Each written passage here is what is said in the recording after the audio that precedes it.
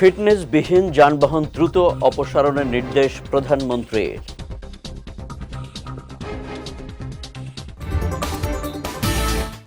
দেশের স্বার্থ রক্ষা করেই সবার সঙ্গে কূটনৈতিক সম্পর্ক থাকবে জানালেন মির্জা ফখরুল। এবং সরকারের 5 মাসে সব মন্ত্রণালয়েই সফলতা এসেছে বললেন মাহদি আমিন।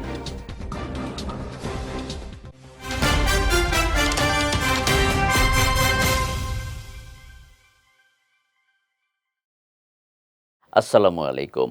পুষ্টি চা নিবেদিত বিজয় রাতের সংবাদে আমন্ত্রণ জানাচ্ছি আমি কনজ শিকদার। শুনছিলেন শিরোনাম, এবারে বিস্তারিত।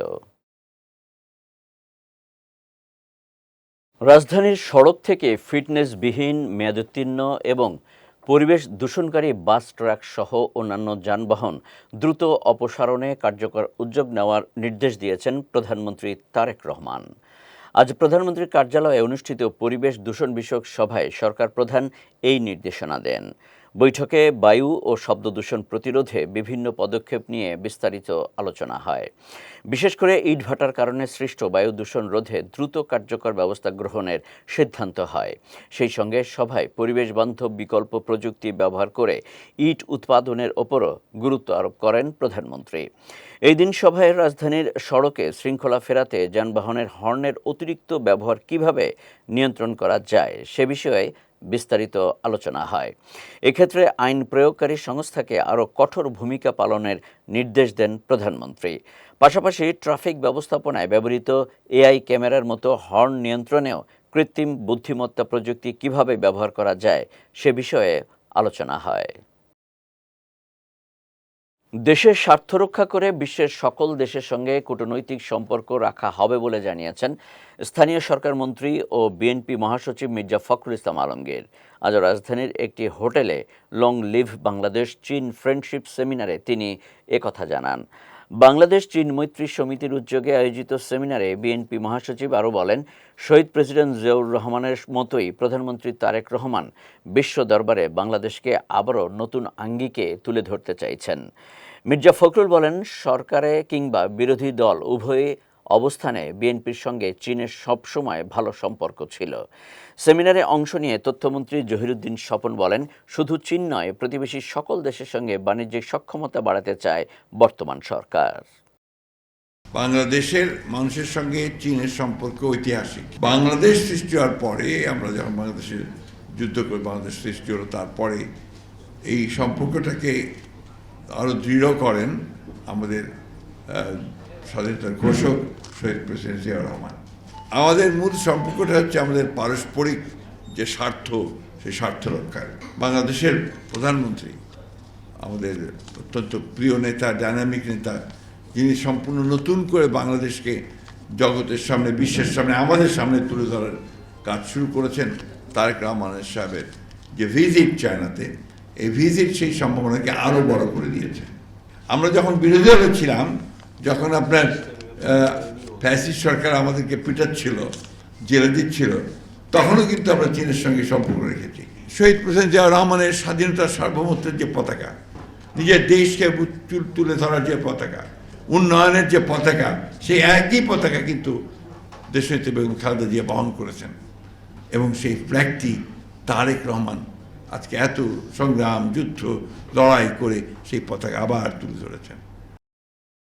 বিএনপির নেতৃত্বাধীন বর্তমান সরকারের গত 5 মাসে সব মন্ত্রণালয়ে সফলতা এসেছে বলে দাবি করেছেন প্রধানমন্ত্রীর শিক্ষা এবং প্রাথমিক ও গণশিক্ষা উপদেষ্টা মাহদি আমিন। বর্তমান সরকারের 5 মাস পূর্তিতে প্রধানমন্ত্রীর কার্যালয়ে আজ এক সংবাদ সম্মেলনে তিনি এই দাবি করেন। বলেন, বর্তমান সরকার দায়িত্ব গ্রহণের পর গণতান্ত্রিক প্রতিষ্ঠানের পুনর্গঠন ও দেশের অর্থনৈতিক স্থিতিশীলতা বজায় রাখাকে সর্বোচ্চ গুরুত্ব দিয়েছে। ক্ষমতা গ্রহণের মাত্র 150 দিনেই এই সরকার মানুষের আস্থা ও ভালোবাসা অর্জন করে এগিয়ে চলছে বলেও মন্তব্য করেন তিনি। আমরা বিশ্বাস করি, জনগণের আস্থা ও বিশ্বাসই একটি সরকারের সবচেয়ে বড় শক্তি। তাই সরকারের প্রতিটি উদ্যোগ, প্রতিটি অর্জন, প্রতিটি সংস্কার এবং প্রতিটি চ্যালেঞ্জ সম্পর্কে জনগণকে অবহিত করাকে আমরা নৈতিক দায়িত্ব হিসেবে দেখি। আমরা চাই জনগণ হোক সরকারের কাজের প্রকৃত মূল্যায়নকারী। তাদের আস্থা, সমর্থন ও গঠনমূলক মতামতেই আগামী দিনের পথ চলায় সরকারের সবচেয়ে বড় প্রেরণা। দীর্ঘ ফ্যাসিবাদী শাসনের অবসান ঘটিয়ে বিগত দিনের ভেঙে পড়া রাষ্ট্র কাঠামোকে পুনরুদ্ধার করার ম্যান্ডেট পেয়েছেন গণমানুষের নেতা বিএনপি চেয়ারম্যান জনাব তারেক রহমান। দায়িত্ব হাতে নিয়ে অত্যন্ত স্বল্প সময়ের মাঝেই তিনি মানুষের আস্থার চূড়ায় অবস্থান করছেন।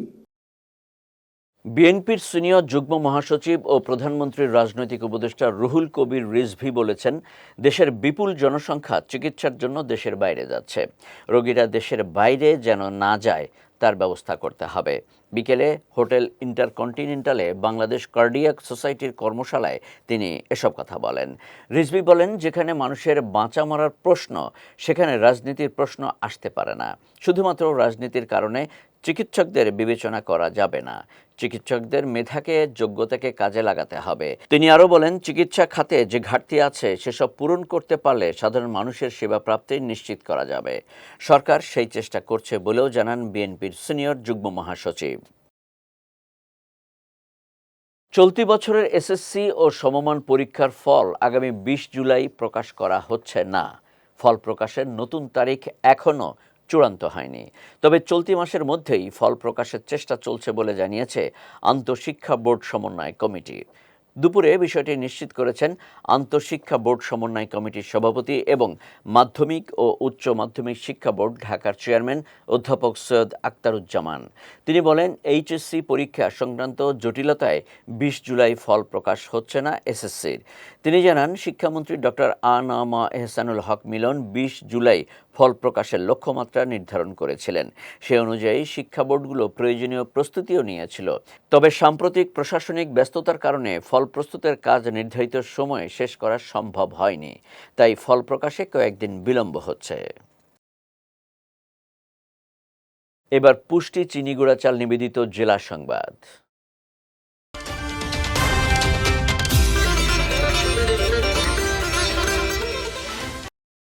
শিক্ষামন্ত্রী ডক্টর আ.ন.মা এহসানুল হক মিলন বলেছেন, মেধাবী শিক্ষার্থীদের যথাযথ সুযোগ তৈরি করে বাংলাদেশকে একটি আন্তর্জাতিক এডুকেশনাল হাব বা শিক্ষা কেন্দ্র হিসেবে গড়ে তোলা হবে। একসময় অন্য দেশের শিক্ষার্থীরা এদেশে পড়তে আসবে এবং সেই আদলেই বিশ্ববিদ্যালয়গুলো তৈরি করা হচ্ছে। দুপুরে নওগাঁ বিশ্ববিদ্যালয়ের শিক্ষা কার্যক্রমের উদ্বোধন অনুষ্ঠানে প্রধান অতিথির বক্তব্যে তিনি এসব কথা বলেন। মন্ত্রী বলেন, সমালোচকদের ট্রল বা বিভ্রান্তিকর মন্তব্যে বিচ্যুত না হয়ে শিক্ষার মানোন্নয়নে কঠোর অবস্থানে থাকতে হবে। এ সময় তিনি দেশে পিএইচডি ডিগ্রির আধিক্য নিয়ে প্রশ্ন তুলে সেগুলো খতিয়ে দেখার প্রয়োজনীয়তা ব্যক্ত করেন। এর আগে শিক্ষামন্ত্রী শহরের বরুণকান্দি এলাকায় বিদ্যালয়ের অস্থায়ী ক্যাম্পাসে নামফলক উন্মোচন করেন। অনুষ্ঠানে স্থানীয় সরকার প্রতিমন্ত্রী মীর শাহে আলম, বিশ্ববিদ্যালয় মঞ্জুরি কমিশনের চেয়ারম্যান অধ্যাপক ডক্টর মামুন আহমেদ সহ অন্যান্যরা উপস্থিত ছিলেন। এই বাংলাদেশ হতে হবে এডুকেশনাল হাব। এই বাংলাদেশে পৃথিবী থেকে লোকজন পড়তে আসবে, সেই আদলে ইউনিভার্সিটি আমরা বানাচ্ছি। আমরা জানি বাংলাদেশের ছাত্ররা মেধাবী। আমরা এসছি এই জাতিকে সুশিক্ষিত করার দায়িত্ব পেয়েছি। যে যত ট্রলই করেন না কেন, যে যত অপবাদই করেন না কেন, আমাদের সঠিক দায়িত্ব থেকে আপনারা বিচ্যুত করতে পারবেন না। কুষ্টিয়ার খোকসায় মাদক নিয়ে বিরোধে মামা ভাগ্নেকে কুপিয়ে হত্যা করা হয়েছে। এই ঘটনায় আহত হয়েছেন আরও 2 জন। গতরাতে উপজেলার দেবীনগর গ্রামের ব্রিকফিল্ড এলাকায় এই ঘটনা ঘটে। নিহতরা হলেন ফারুক হোসেন ও আব্দুল শেখ। পুলিশ ও স্থানীয়রা জানায়, মাদক বেচাকেনা নিয়ে দীর্ঘদিন ধরে এলাকার সালিম হোসেনের সঙ্গে সামিরুল মোল্লার বিরোধ চলছিল। এর জেরে গতরাতে সামিরুলের নেতৃত্বে 20 থেকে 25 জন সালিম হোসেনের বাড়িতে হামলা চালায়। ওই সময় সালিমের বাড়িতে অবস্থান করা ফারুক হোসেন, আব্দুল শেখ, আতিয়া শেখ ও মল্লুক মণ্ডলকে চাপাতি দিয়ে এলোপাথাড়ি কুপিয়ে গুরুতর জখম করে তারা। এতে ঘটনাস্থলেই ফারুক হোসেন ও আব্দুল শেখের মৃত্যু হয়। পরে পুলিশ নিহত 2 জনের মরদেহ উদ্ধার করে ময়না তদন্তের জন্য হাসপাতালের মর্গে পাঠায়। এদিকে এই ঘটনায় 2 জনকে আটক করেছে পুলিশ। তাঁত শিল্পকে আরও আধুনিক ও প্রতিযোগিতামূলক করতে সিরাজগঞ্জে চালু করা হয়েছে তাঁত প্রশিক্ষণ কেন্দ্র ও বেসিক সেন্টার। বিদ্যুৎ, জ্বালানি ও খনিজ সম্পদ মন্ত্রী ইকবাল হাসান মাহমুদ টুকু কেন্দ্রটির উদ্বোধন করেন। দুপুরে সিরাজগঞ্জ শহরের মিরপুর বিড়ালাকুঠিতে আয়োজিত অনুষ্ঠানে তিনি এর উদ্বোধন করেন। এ সময় মন্ত্রী বলেন, তাঁত প্রশিক্ষণ কেন্দ্র ও বেসিক সেন্টারের উদ্বোধন সিরাজগঞ্জের তাঁত শিল্পের উন্নয়নে একটি গুরুত্বপূর্ণ মাইলফলক। এই কেন্দ্র শুধু একটি ভবন নয়, এটি দক্ষ তাঁতি, আধুনিক প্রযুক্তি, উদ্ভাবনী নকশা ও নতুন উদ্যোক্তা তৈরির একটি গুরুত্বপূর্ণ প্ল্যাটফর্ম। অনুষ্ঠানে বিশেষ অতিথির বক্তব্যে বস্ত্র ও পাট প্রতিমন্ত্রী শরীফুল আলম বলেন, তাঁতিদের জন্য স্বল্প সুদে ঋণ সুবিধা প্রদান করা হচ্ছে। এছাড়া এই শিল্পের সঙ্গে সংশ্লিষ্টদের আরও সহযোগিতা এবং তাদের সমস্যার সমাধানে প্রয়োজনীয় উদ্যোগ গ্রহণ করা হবে। ভোলায় নিয়মনীতি না মেনে পরিচালিত ডায়াগনস্টিক সেন্টার ও হাসপাতালের বিরুদ্ধে অভিযান চালিয়েছে জেলা প্রশাসন। অভিযানে বিভিন্ন অনিয়মের প্রমাণ পাওয়ায় দুটি প্রতিষ্ঠানকে 1 লাখ টাকা করে জরিমানা করা হয়েছে। সকালে জেলা প্রশাসকের কার্যালয়ের নির্বাহী ম্যাজিস্ট্রেট মোহাম্মদ জয়নাল আবিদিনের নেতৃত্বে এই অভিযান পরিচালনা করা হয়। অভিযানে লাইসেন্স, প্রয়োজনীয় কাগজপত্র, স্বাস্থ্যসেবা পরিচালনার বিধিমালা ও অন্যান্য নিয়মকানুন যাচাই করা হয়। এ সময় বিভিন্ন অনিয়মের সত্যতা পাওয়ায় আসসুন্নাহ জেনারেল হাসপাতালকে 1 লাখ টাকা এবং যমুনা মেডিকেল সার্ভিসেসকে 1 লাখ টাকা জরিমানা করা হয়। এ বিষয়ে নির্বাহী ম্যাজিস্ট্রেট মোহাম্মদ জয়নাল আবিদিন বলেন, জনস্বার্থে নিরাপদ ও মানসম্মত স্বাস্থ্যসেবা নিশ্চিত করতে অবৈধ ডায়াগনস্টিক সেন্টার ও হাসপাতালের বিরুদ্ধে এই ধরনের অভিযান ভবিষ্যতেও অব্যাহত থাকবে। যাচ্ছি পুষ্টি ড্রিঙ্কিং ওয়াটার নিবেদিত খেলার সংবাদে।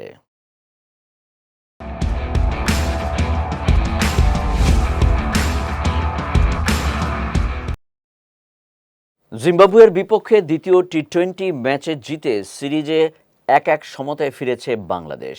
যদিও বল হাতে ম্যাচটিতে নিজের 4 ওভারের কোটা পূরণ করেননি পেসার নাহিদ রানা। মাত্র 2 ওভার 3 বল বোলিং করে চোট নিয়ে মাঠ ছাড়তে হয় তাকে।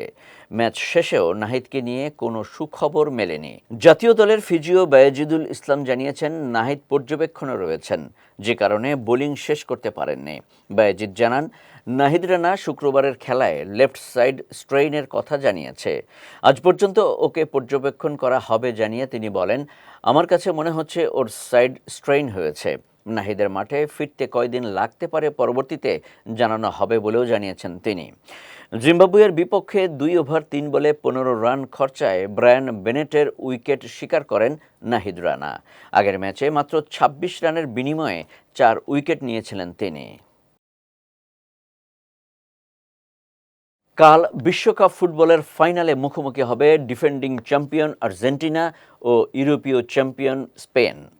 বাংলাদেশ সময়ে রোববার দিবাগত রাত 1টায় শুরু হওয়া এই ম্যাচ শুধু বিশ্বকাপের শিরোপাই নয়, নির্ধারণ করে দিতে পারে 2026 সালের ব্যালন ডি'অর দৌড়েরও বড় মোড়।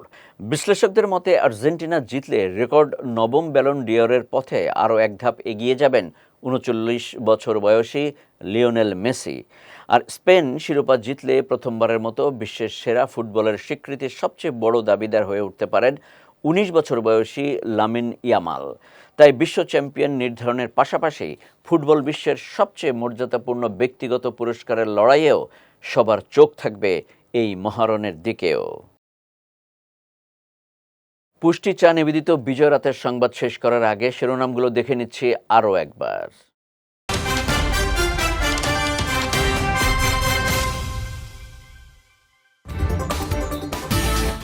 ফিটনেসবিহীন যানবাহন দ্রুত অপসারণের নির্দেশ প্রধানমন্ত্রীর।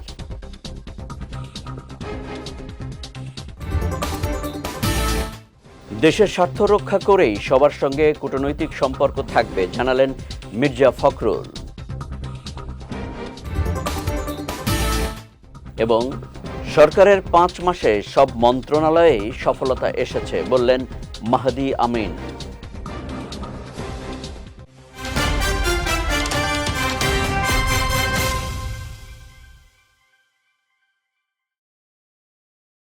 বিজয় রাতের সংবাদ শেষে আজকের মতো আমি কনুদ শিকদার আপনাদের কাছ থেকে বিদায় নিচ্ছি। আগামীকাল একই সময়ে নতুন সব খবর দেখতে চোখ রাখুন বিজয় টিভিতে। এছাড়াও আজকের বিজয় রাতের সংবাদের ভিডিও দেখতে পারেন আমাদের ইউটিউব এবং ফেসবুক পেজে। আমাদের ইউটিউব হলো youtube.com/bijaytv অফিসিয়াল এবং আমাদের ফেসবুক পেজ হলো facebook.com/bijaytv লিমিটেড। এতক্ষণ সঙ্গে থাকার জন্য ধন্যবাদ সবাইকে।